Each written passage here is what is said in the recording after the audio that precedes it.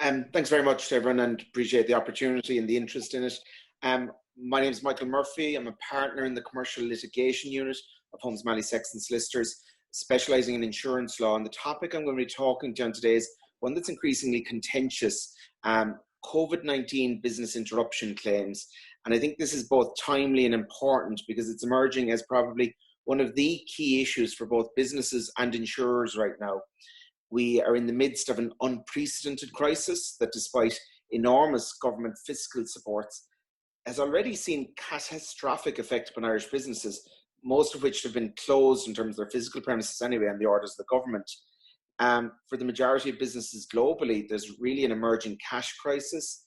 Financial Times reported yesterday that half of UK SMEs estimated that they'd be running out of cash in 12 weeks' time. And that means that companies really need to know where they stand very, very quickly indeed, in a variety of ways, but in particular on what their entitlements are for business interruption. These claims are being advanced on the basis of really a type of peril that companies probably never envisaged requiring when they were renewing their policy of insurance. And yet it's now at a point where the survival of those businesses may indeed hinge on the outcome of those claims. It's also a key issue for insurers at the moment, who have warned that this pandemic is likely to be the most expensive event in history for the insurance sector, with the costs estimated to run into the tens, if not hundreds of billions. The Association of British Insurers has estimated that its members' COVID-19 losses will amount to £900 million, and that is for undisputed business interruption claims. The cost of dealing with disputed claims, if accepted, could in fact be astronomical. The American Property Casualty Insurance Association has suggested that covering claims for businesses with 100 or fewer employees in America could cost $5.2 trillion per year. So from your perspective, I think the question you're likely to be asking is, are you entitled to claim for business interruption losses? And there's the short answer and the longer answer. And in short, if you have a policy that includes business interruption cover, then you may be entitled to pursue a claim for losses. And what you're entitled to pursue for might be loss of gross profit or revenue, or additional expenses that you've incurred, such as loss of rent, cost of alternative premises, increased cost of working, so long as they arise from defined perils in your policy. It's estimated that there's about 75,000 businesses in Ireland that have an insurance policy containing some form of business interruption cover. But the longer answer is really that the devil's in the detail. And the question being, will insurers accept that claim, and how will they reach that determination? So that's what we're going to try and tease out today and give you some practical answers. In terms of how insurers reach their determination, the first point is that they're going to have to follow central bank guidance, who is, as regulator, they've said to insurers they have to engage positively with businesses, they have to handle claims effectively, properly, and in a timely fashion, even going so far as to alert policyholders to particular terms and conditions that may be to the policyholder's benefit.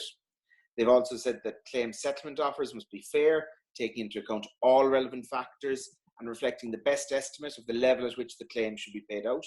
In the UK, there's been recommendations made about interim payments where the policy is likely to respond. If there's any doubt about the meaning of a term of an insurance policy, it should be construed in the way in which is most favourable to the policyholder. And media reports have also said that the central bank is closely looking at all of these issues against the backdrop of the Central Bank Consumer Protection Code and the EU Unfair Terms in Consumer Contracts regulations. There's also been a lot of political interest and interest from the FSPO, the Financial Service and Pensions Ombudsman. What insurers will then do is review what perils your business interruption cover extends to.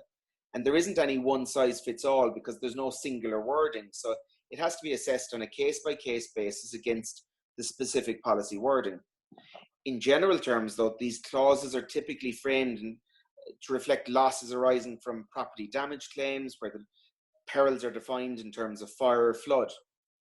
Those covers will only sometimes be broadened by extensions to other interruptions caused by perils such as denial of access or notifiable disease. And you then get two relatively clear-cut situations where, on the one hand, which might be the minority of cases, if a policy covers business interruption caused by notifiable disease, or what's called a non-damage denial of access, without qualification or caveat, then the claim should be met by the insurer, subject to the applicable limit of indemnity.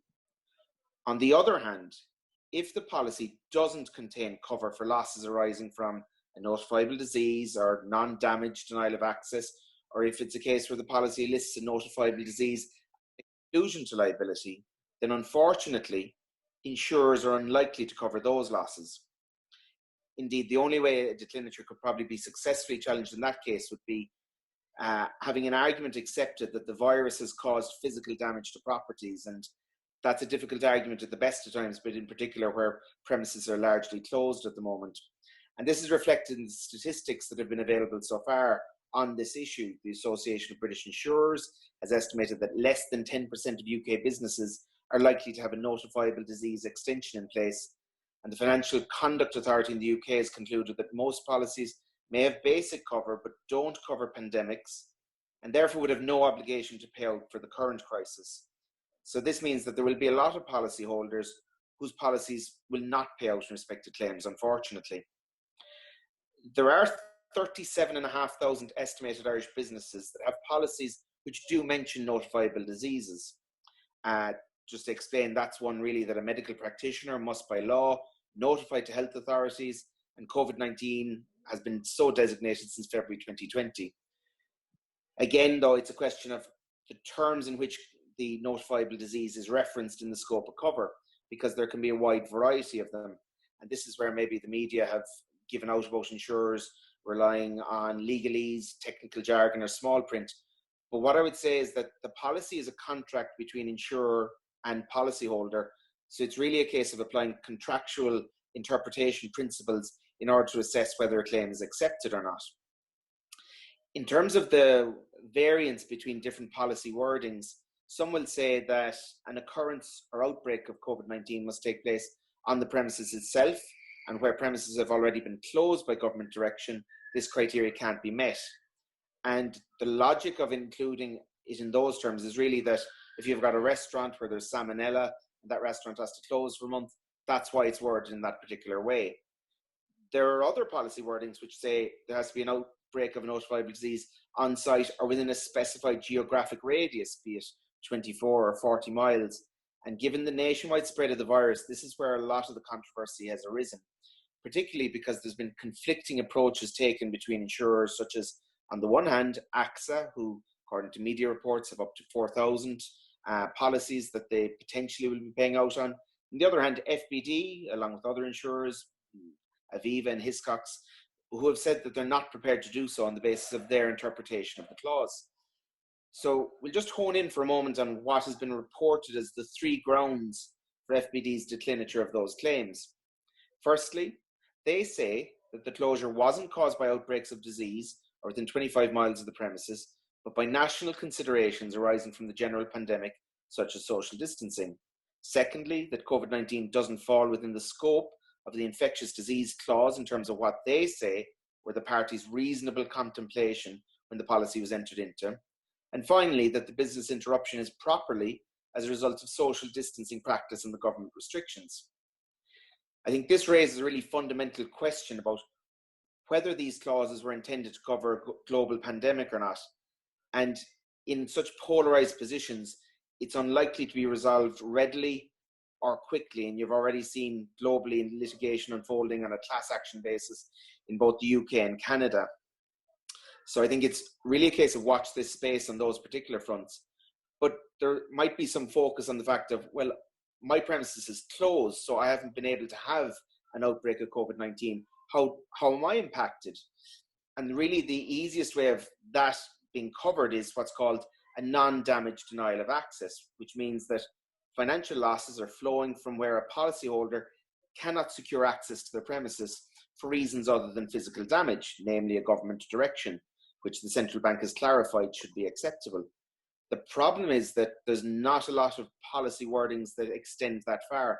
Most of them are limited to what's called damage-based denial of access situations, where access is prevented by reason of damage to another premises, which brings us back to what we spoke about earlier, being, has the virus caused damage to premises? Policyholders are ones that they rely upon. And I think, again, it's a difficult argument to bring home. If you're in a situation where you have made a claim and an insurer has declined it and you feel aggrieved by that, you do have entitlements under your policy. It might have compulsory dispute resolution provision, or it might be silent on it, in which case there may be some options, be it going to the courts, going to an arbitrator, or the FSPO, the Financial Service and Ombudsman, Pensions Ombudsman. Whichever situation arises, our recommendation would be to seek professional advice, liaise with the broker to understand exactly where you stand, the advantages, disadvantages of each option, and a key issue will probably be the timescales involved as well. You might also pose the question, well, given the unprecedented nature of this event, can regulators or governments force insurers to pay out for business interruption losses? And in short, not by those means. The only way insurers' declinatures can be revised or revisited is where you've brought a successful challenge of the type outlined. A situation where carte blanche business interruption risks will be covered would set somewhat of a dangerous precedent and could really create material insolvency risks that could only ultimately undermine policyholder protection and market stability on a much wider basis. You might then understandably ask the question, well, where are we going with all this? What's going to happen going forward? And this is a particular issue when it comes to renewal, because there's a lot of uncertainty for insurers who had any notifiable disease cover about how to quantify and price a risk such as that unfolding at the moment.